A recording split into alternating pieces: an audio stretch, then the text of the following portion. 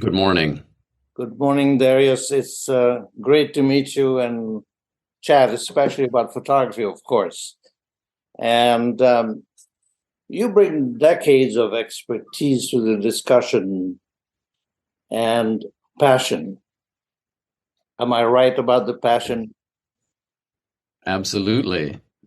And about the decades of experience. Tell me a little bit about the passion. Tell you about the passion. Well, I have been involved in photography since honestly, since I was very young. I went to college for photography, but even before that, I really don't remember a time when people always say, well, when did you decide you were interested in photography? But I've always wanted to be a photographer, and then that shifted into being involved with photography in multiple ways since I was a child. So it's been a long running passion and interest, and I feel very lucky to continue to get to work in this field that I love so much. It's always been a part of your life, and it continues to be. Yeah, Yeah. absolutely. Yeah. By the way, congratulations on selling the Edward Steichen the other day. Thank you. Another major milestone in the history of the medium. You're referring to the Flatiron print, which was Yes, yes, sold in our Paul Allen sale, in the Paul Allen collection sale, indeed. just just this last Thursday. Yeah, indeed. It was the second time any photograph had ever been sold for over $10 million, and the first time, of course, happened just months ago in May with a Man Ray print that was also 100 years old. So, what did that do for you to sell that print at such a high price? Made Did me you happy. expect it, or did you get a charge out of it? What happened for you? Yeah, of course, it was thrilling. I mean, the auctions are what we do at Christie's. These great single owner collection sales are where we're able to really harness the kind of global power of the brand, of being able to do some amazing marketing. The material toured around the world, of course, in different cities. It was a relatively short lead time, but we pulled it all together, and and the collection had just absolute masterpieces. And there's a wonderful long story about the Steichen that I don't know if you want to hear it, but it's it had essentially never been on the market. People didn't even know that it existed, this print. The three examples of this type of printing. So the image itself is very well known because it was reproduced in camera work Yeah. by Alfred Stieglitz, and the image was made in 1904. But this was what's called a gum bichromate over platinum, and there are only three examples of that type of printing of that image that exist, and all three of them are part of the Alfred Stieglitz collection at the Metropolitan Museum. That's been the story for the last 100 years. There's no other examples of gum bichromate over platinum prints. And then this one showed up, and the history of it is fascinating. It was a gift that Edward gave to his sister Lillian, which then stayed quietly in the family, and no one knew that it existed. And the grandson of Lillian Steichen, so the grand nephew of Edward, sold it to a dealer here in New York, who then quietly sold it to Paul Allen, and it was never exhibited anywhere. So again, it was kind of very under the radar. This masterpiece. Go Provenance was ahead. established. What's that? Was provenance easy to establish? Yeah, it was. Yeah, it's. I mean, it was bought right from the family, so it was just a fantastic provenance, gorgeous condition. It's a beautiful example of a blue green gum bichromate print laid on top of a platinum contact print, oversized. It's about 16 by 20 inches, just magnificent on the wall. Uh, So Must have been suspenseful watching the auction. Yeah. And, we put an estimate that was $2 to $3 million. The most expensive Steichen that had been sold to date, of course, was another gum bichromate over platinum from 1904 called the Pond Moonlight. And that had been sold at Sotheby's in 2006 for 2.9 million, which of course was a record at the time and held that position of really the most expensive classic photograph until this year. Was that And part of the early years series? Yes, I think what's so. that? I think that was part of the series, the early years. Well, there was a book, exactly. There was a book that was published called Steichen, The Early Years, which Joel Smith authored when he was at the Metropolitan. And yeah, that early period when Steichen had just come back from Paris, it's still a pictorialist period. The sort of shift to modernism had not happened. And we have to remember Steichen was an accomplished painter.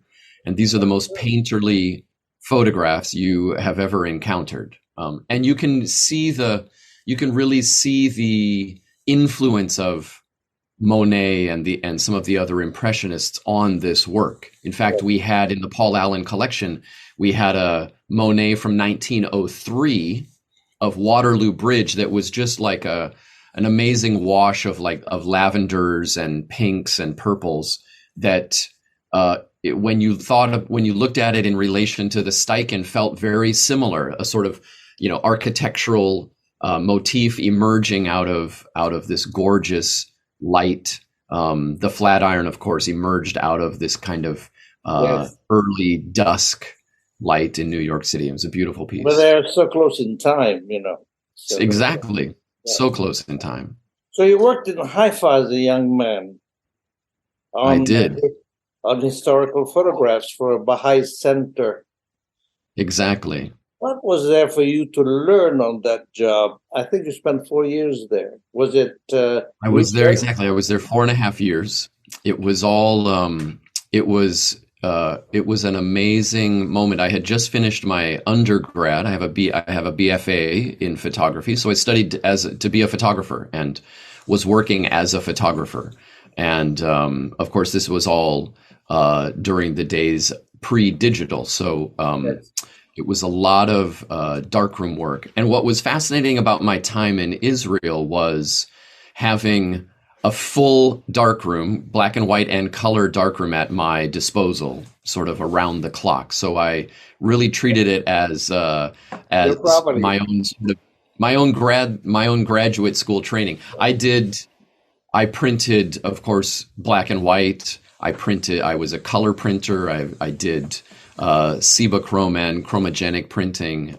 We processed everything ourselves. We were our own lab. So in that sense, from the technical side, I loved it. I always loved being in the darkroom. And I remember when I arrived, this darkroom had been established like in the 80s, and there was a whole cold storage room of 500 sheet boxes of Kodak azo paper and cotobromide papers in all different grades that had expired, but they were all usable because they'd been in cold storage. So being able to print on these historical papers, which were not yet had not yet been destroyed, was really fantastic. And then Israel's an amazing country.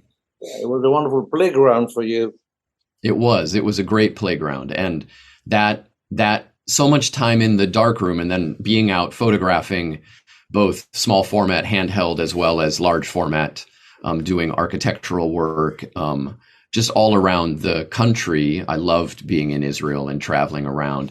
It was a great time to hone my eye, but also understand all of the technical aspects of making photographs and printing. It's very photogenic, Oh yeah, it's a great land. Yes. Did you learn any Hebrew or Persian? Well, I learned a very, very little Hebrew. Most everybody was accommodating and spoke English. And Persian, so I was named after an Iranian friend of my parents. That's where the name Darius comes from. And I know a little bit of Persian as well, not much, but Oh, wow. just That's a enough. But historical name.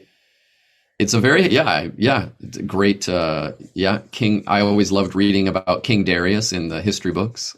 Did you look into So the yes, Baha'i faith? so I was raised as a Baha'i, Oh, and you this is were why. raised as a Baha'i. So my parents became Baha'is in the 1960s, and they then met, and the sort of, if you remember anything about the Baha'is, it's really the oneness of humanity is the overarching theme of the spiritual principles involved. It's really about the belief in the oneness of this diverse world of humanity, and that really all of the world's religions emanate from the same source and are like chapters in an ever evolving book of connection to source. So with that kind of spiritual foundation, the work I was doing in Haifa was all volunteer. It was not mandatory, but it was a lovely chance to do some volunteer work after college. And I was working mostly with the historical archive there. There's a permanent collection of manuscripts and photographs, and so it was a great chance to do that kind of work, but then also be in a very vibrant part of the world and a very vibrant country. I mean, the people of Israel are fantastic and so diverse themselves. Yeah, you must have been firing on all cylinders between the Baha'is and Israel and the dark room and all of it. spiritual dimension of it. And that must have been great.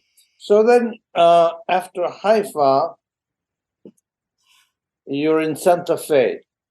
So I left Haifa to essentially to go back to grad school, but it wasn't specifically in the visual arts. I went to a fantastic small liberal arts college called St. John's College, which has a great books program. And the Santa Fe campus, there's a campus in Annapolis, Maryland, which had been established a long time ago, and then the Santa Fe campus had been established, I think, in the 1960s. And it's really a great books program focused on the tradition of the liberal arts in the West, as well as this great conversation through the ages. And the graduate program, as I said, was not focused on the visual arts at all, but really I saw it as a chance to kind of hone a more intellectual curiosity that I had and dive into that. But then Santa Fe itself was very attractive as a place, not only because I realized I had come to love the deserts, and New Mexico is a gorgeous sort of high elevation desert, but then also it's a great place for the arts, and there's a lot of wonderful things in photography there. So I started working for Photo Eye Books, which is there in Santa Fe and was really like North America's premier photography bookstore. And this was I moved into Santa Fe in 1998. So I was doing grad school and working for Photo Eye. And so you started selling books from the back of the store, and then basically suddenly you became the founding editor of Photo Eye Book List. So exactly. So a couple of things all happened at once in that time period, which was the internet was something that we all started using more and more regularly, of course, and email, and then online shopping. So we have to remember Amazon launched right around that same time, the mid 90s. And I was at Photo Eye starting in 1998. And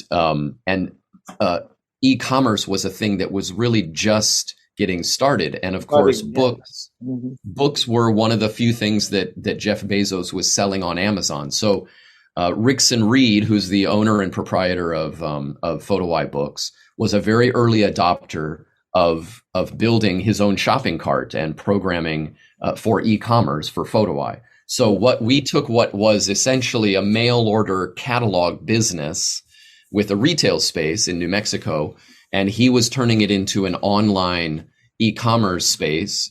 And I took the mail order catalog and transformed it. I pitched him the idea of transforming that into a quarterly journal. So for about 6 years, it was a subscription based quarterly journal that you could buy on newsstands around the country, and or subscribe to it. And it was the only journal of its kind dedicated to what was going on in photography book publishing. So that was a major conversion from what it was to what it became. It was, yeah. So the sales had shifted to online. People were not, cutting mail order receipts out of catalogs and mailing them in anymore. But there was still we had a major mailing list. So we used that mailing list to develop the magazine. And I had lots of publishers were then advertising in the magazine, in the journal. We were doing regular editorial things like publisher interviews and interviews with artists. One of the most memorable interviews I had was with Martin Parr, who about a new book of his that came out, and he said, "Darius, you'll be interested to know that I'm working on a project about photo books." And this was him telling me about what now, of course, is the famous Car Badger photo books. He mentioned this early on in an interview. So it was a great chance. I would fly to New York to visit publishers and see what new projects they had coming out, but also to talk to them about advertising in the magazine. And I was very proud of the fact that we basically covered all of our costs through advertising, and it was a great period. Then at some point you also joined the board at Radius Books with our friend David. And it wasn't just joining the board. I mean, we launched Radius. So there were 4 friends, myself included, who came together and said we'd really love to publish books as well as sell them. There were people from involved in design and book publishing and agenting, and so we all came together and started Radius Books. And that was launched as a nonprofit back in 2007. And I now sit on the board, and it continues to be a nonprofit. And there's, we've now published over 200 titles, but initially we were just publishing 4 books a season. So 4 books in the spring and 4 books in the fall. So now it's 20, I think, right? Now it's around 20, exactly. 20 to 25 books a year. Yeah, which is a lot. So you must have had a lot of balls in the air at that time. How did it feel for you? Was it exciting? Was it exhausting? How was it? Yeah, all of that. I mean, it was a great time of life. I loved being able to work on multiple things. I mean, I was still involved with Photo Eye. I was starting Radius Books. I was working on a book project with Mary Virginia Swanson, which of course turned into publishing her photography book, which we're now actually working on the 3rd edition of. The 2nd edition is sold out, and we're working on the 3rd edition. I was also a professor at College of Santa Fe, lecturing on the history of photography. So there was a lot going on, and I was I was just in the thick of it. I loved it. Mary Virginia Swanson knows about photo books.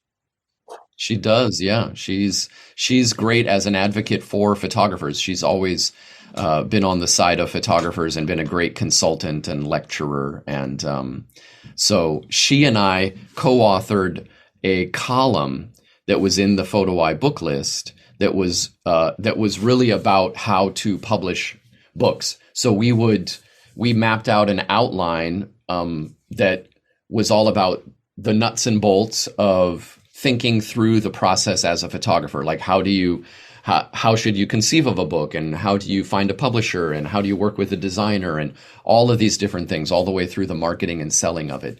So that outline for the column turned into the outline for a book, which we then published in 2010. I think it first came out with Princeton Architectural Press. They were a great supporter of ours. And that book sold out within a few years, and then we published a second edition with them. We added some more content, and now that second edition has sold out. So it's been about 10 years, 12 years now since the first edition came out, and we're working hard on the third edition, which will be an update. There's the core of that book is really about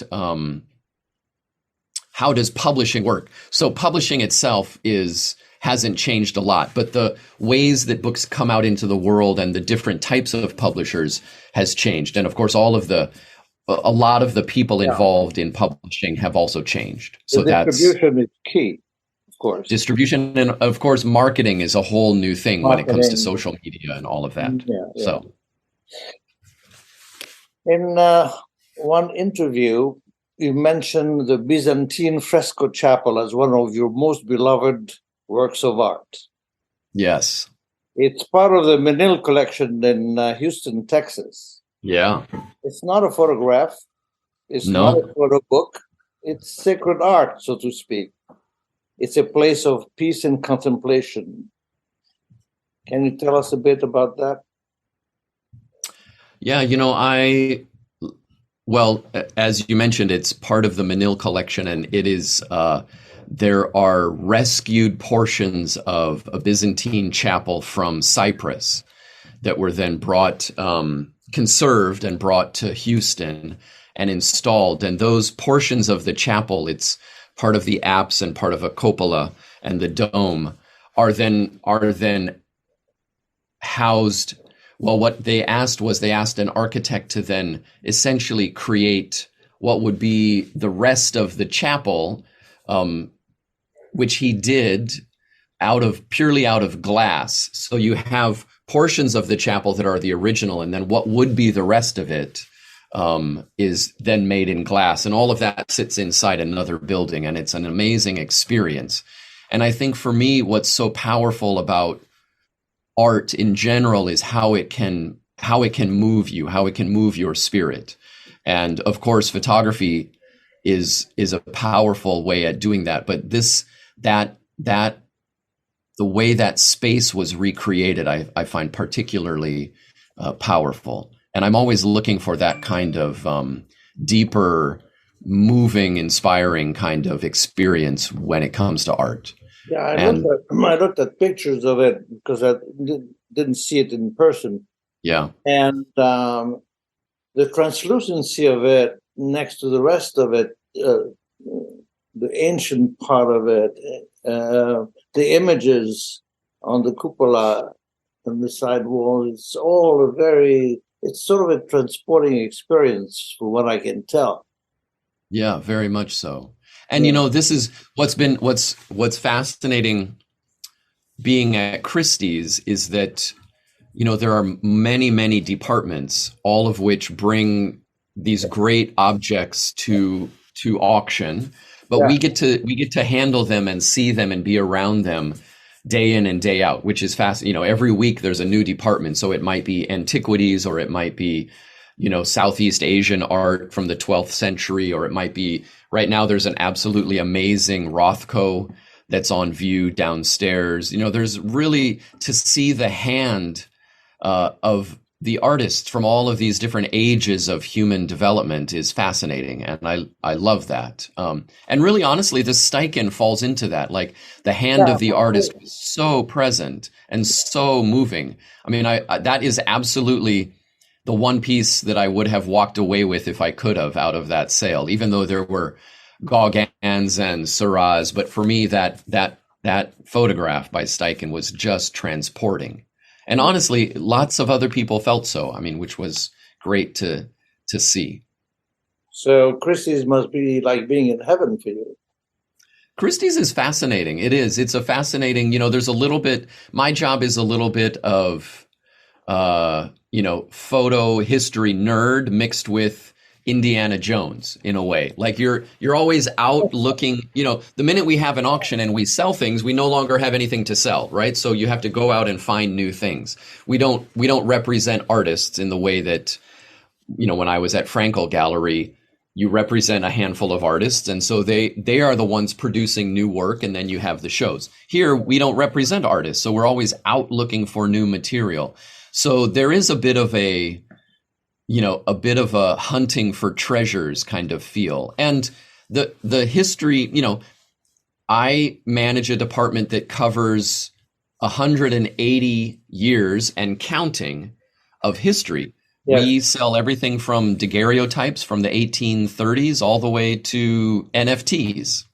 So it's a very broad range of artistic material that is all, focus. It's all photographic, but that range is amazing. To be able to look at Giraud de Prangis daguerreotypes from Alexandria, Egypt from 1840 to a Steichen gum bichromate to a Daido Moriyama, gelatin silver print to an NFT, to be able to look at those things, talk about them, handle them, discuss them, position them in the market is quite exciting. Yes.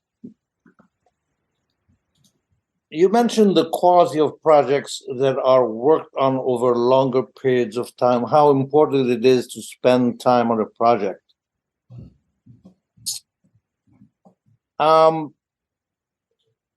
What in particular do you think takes place as artists keep laboring on the same project? What happens?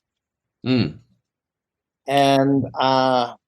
when we say quality, what are we really alluding to? How is quality defined in art?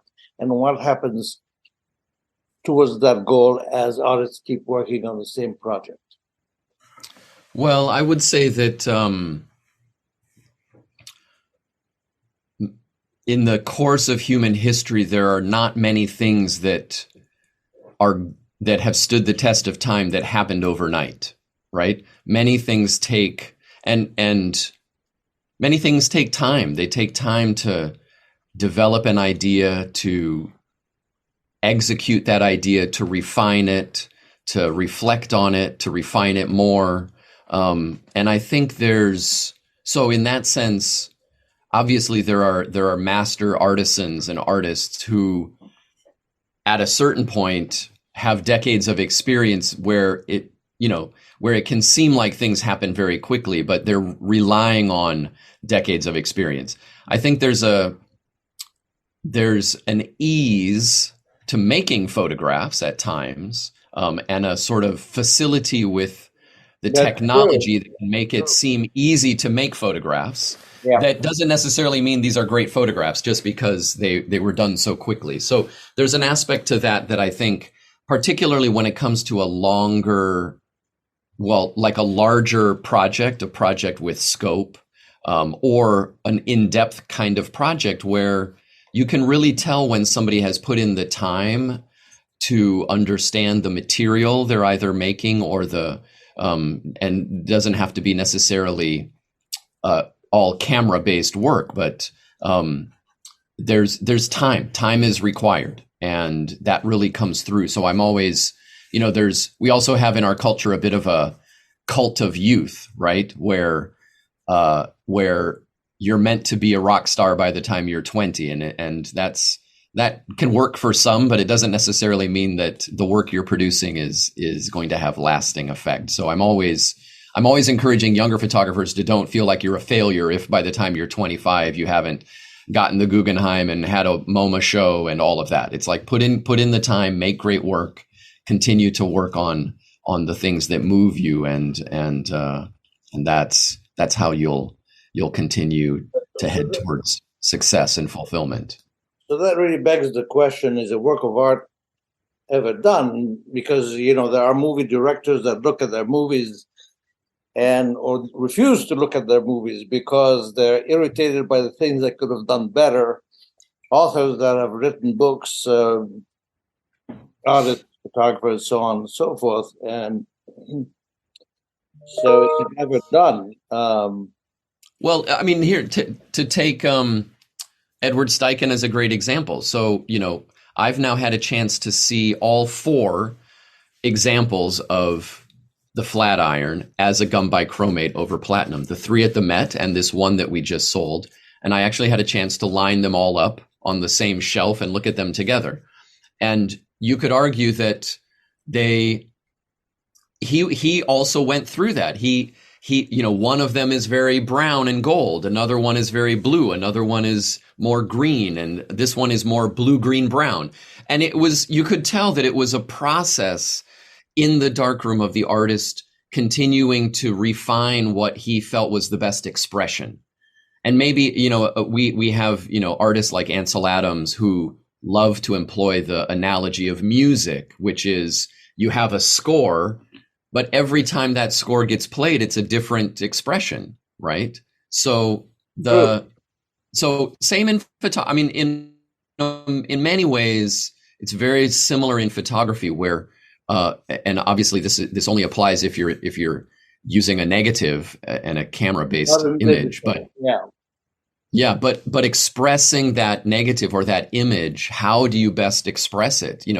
Steichen could have just done a platinum print. Why did he go to all of the trouble to then add layers of gum bichromate on top? Well, he was looking for a richer expression of this image, and it pays off. I mean, the number of hours he must have spent in the darkroom are immense. It is so difficult to do what he did, but you also have this incredible object. So things like that. There's also the fact that the artist who looks at his or her own work a second time is not the same artist who looked at it the first time.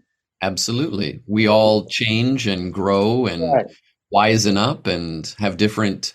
Yeah. I mean, look at, again, Steichen is a great example of an artist who changed radically over his career from a pictorialist painter, photographer into one of the great modernists, and made works for 60 years. So great question.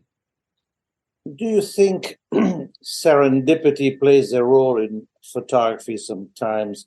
How do some spectacular images happen? Is there something else at work besides clicking a shutter or looking at contact sheets? Always. There's always something more than just the material.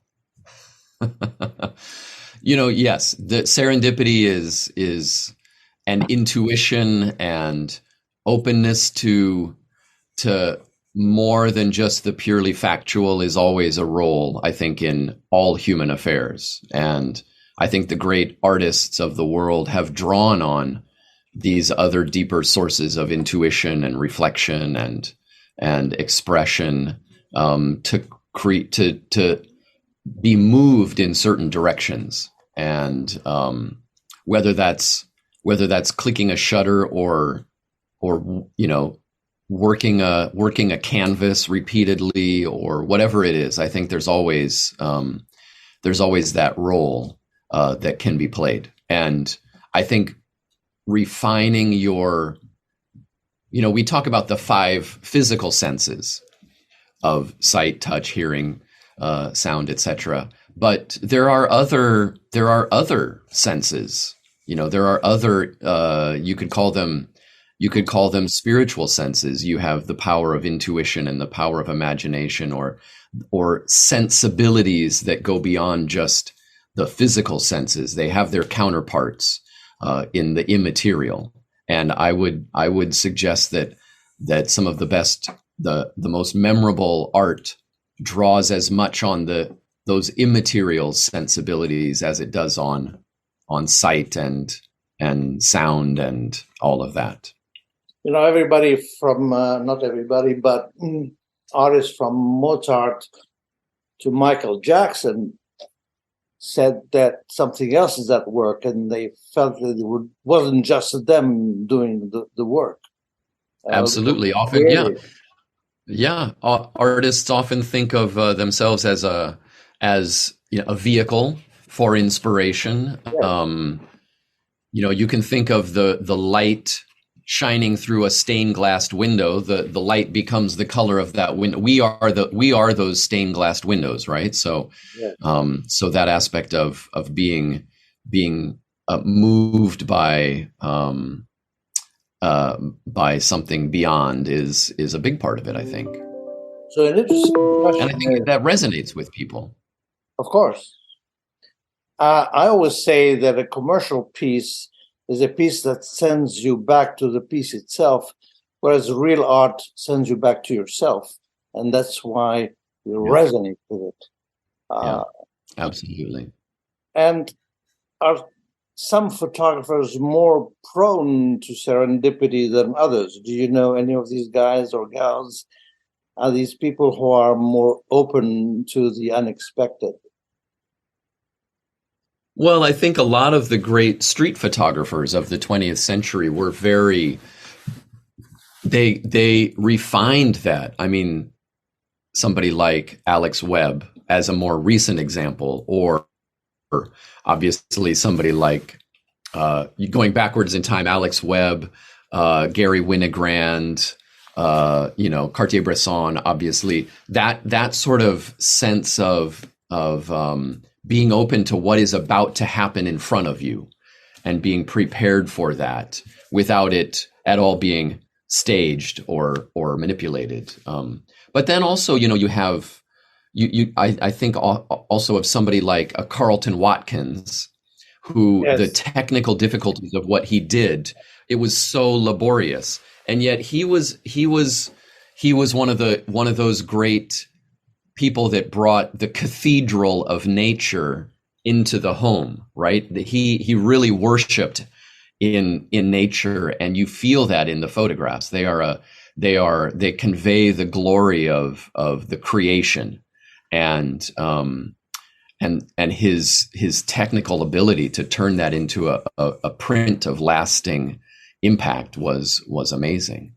Well, sometimes you have photographers or artists who become their own work in a way. There's no distance between the work and the artist on the creative level.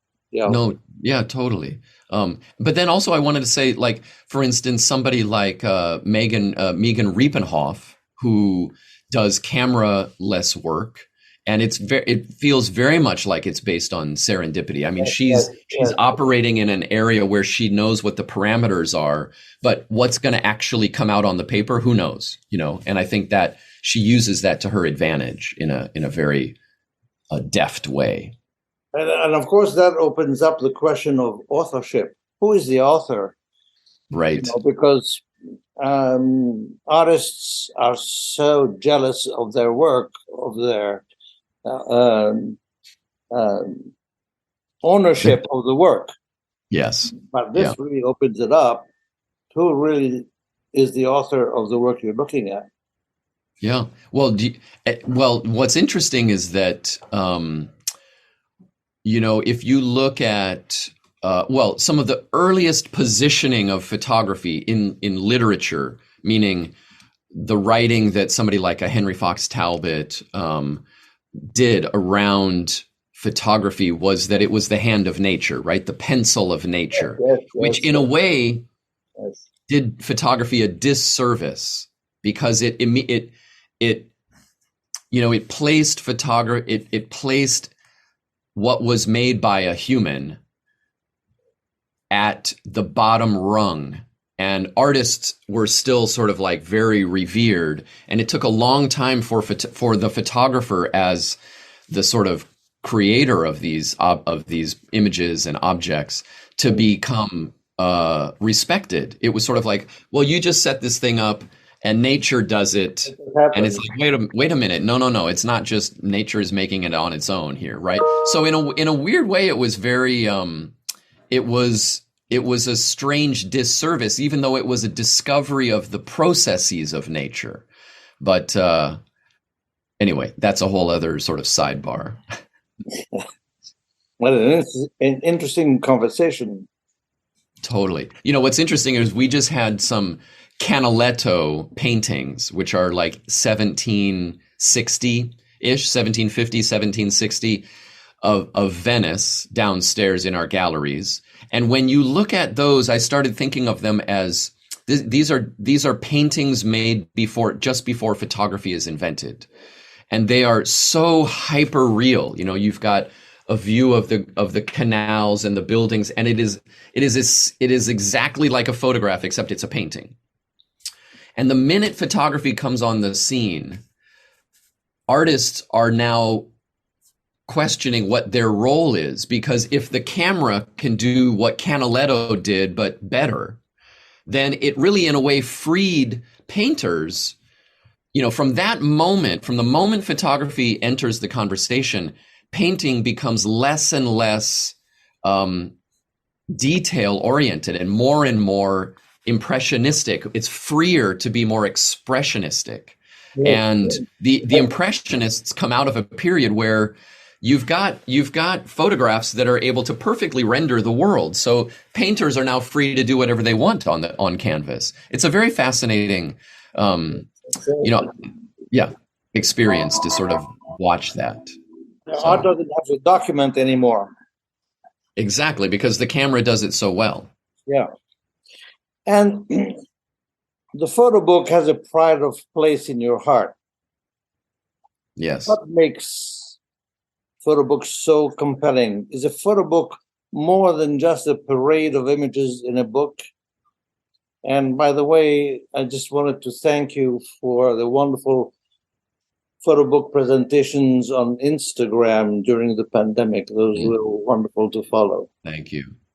Thank you. Yeah, for me, I think that books, I grew up in a household of readers, and also as a Baha'i, it's a very almost like a book-oriented community. There are prayers and readings, and you become very familiar with the book form as a kind of cherished object. And I think that combination of books as a love of books and then a love of photography makes it so easy for me to have fallen in with loving the photo book movement. And so that, it's definitely a great photo book is definitely more than just a parade of images, as you called it, but it's about engaging me to give me an experience that does something more than just seeing the images on the wall, I think. And there's, as we have now seen, there are so many different ways to design and produce and materialize books.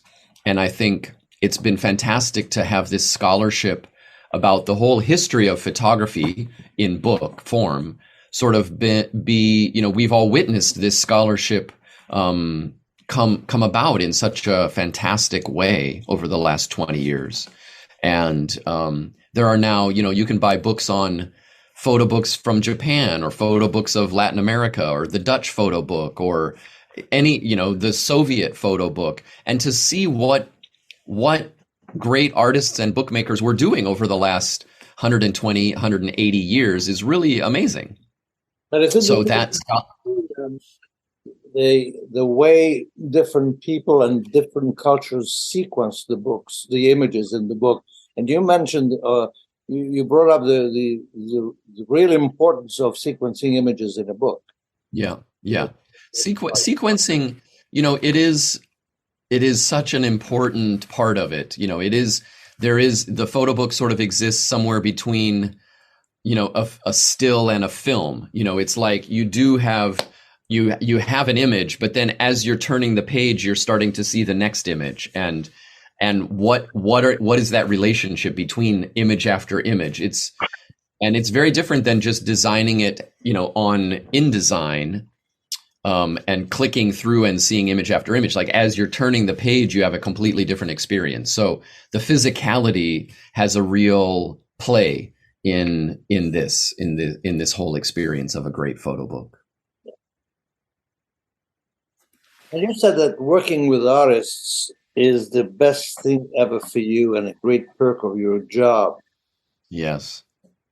And I imagine you must focus your energy in a way that nothing else can. Working with artists is a joy and a terror. Tell me about the terror first. Well, always, working with an artist, making a book, working with a photographer, making a book, you're working like with they're almost more invested in the work than they are in like their own children in a way. I don't mean that callously, but it is so emotionally intense. And so helping that, you're like being a midwife trying to get this book birthed, and that can be stressful, but generally everybody's happy at the birthday for the book. So yeah.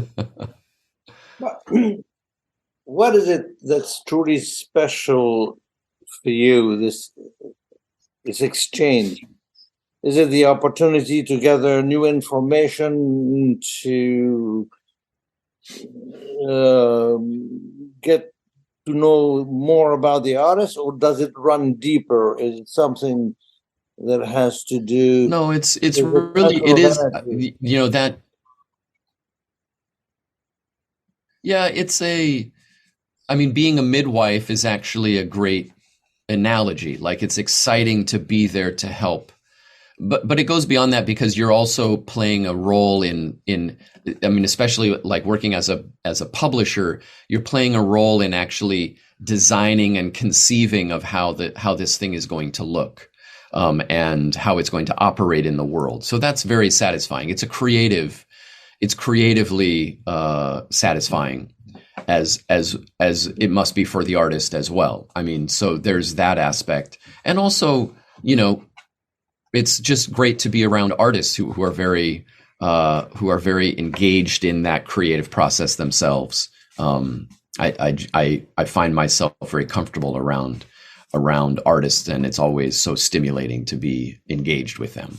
Well, how much time do you spend with artists outside of the studio, outside of the work environment, having a cup of coffee or a glass of wine? Well, and how is that? Now, less so than ever, because of my role at Christie's is not generally with living artists. It's I'm working with the secondary art market. So, which is different than, for instance, being at a gallery where you're working directly with artists and photographers and helping produce a show or something like that. But I still stay in touch with a lot of artists and do gallery, do obviously visit galleries, but also do studio visits and try to stay involved in what people are producing. And so I really love that. And I think, again, it's, my role as international head of photographs at Christie's is also to be engaged with what is coming and what is being made now, because it's often, it informs the market in its own way. So. And you're also very committed to assist emerging photographers in their quest for recognition. Yeah. How did that start, and how does it usually proceed? How do you meet these artists? Do they come to you, or do you seek them out? Is there a protocol to this, or is it different every time? Yeah, now, I meet artists at openings, at events. I try to go out to a lot of art engagements around town and around the world. You meet a lot of people at Perry Photo, at the different fairs. Artists reach out to me. it's kind of a whole variety of ways. But now, in relation to Radius Books and new projects, there's, oftentimes projects will get submitted for review, and we have a kind of quarterly publications committee review process where we're looking at new projects and discussing about whether we think they are viable or not. So it's good. And then obviously I still do a lot of lectures and sometimes review panels and things like that. So, events, yes. Yeah. So how many of these young artists follow your admonitions to them to be nice to everyone and to focus on making work and spend time refining the work, and how many of them the rest will follow in due time? Because young artists are not that disciplined, are they? Does it register with them? I have no idea, but I do think being disciplined and not getting caught up in too much FOMO and being a genuinely kind and thoughtful person is always good advice, no matter what stage of life you're in. So you mentioned NFTs. Are they part of your responsibility?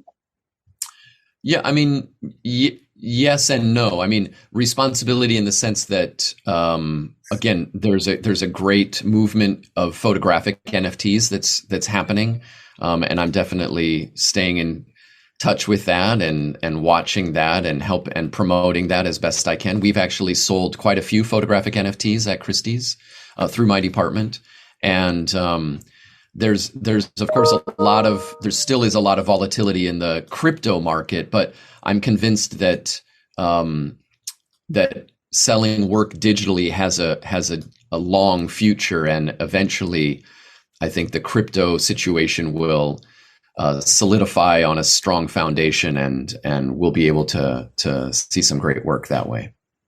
Was getting up to speed with NFTs a stiff learning curve? Yeah, it was, in the sense that just figuring out the technology is what was difficult.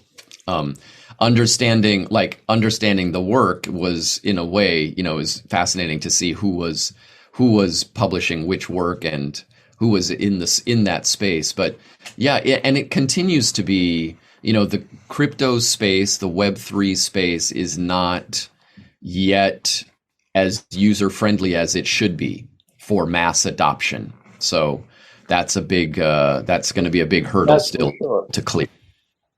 So are NFT galleries the way of the future, do you think?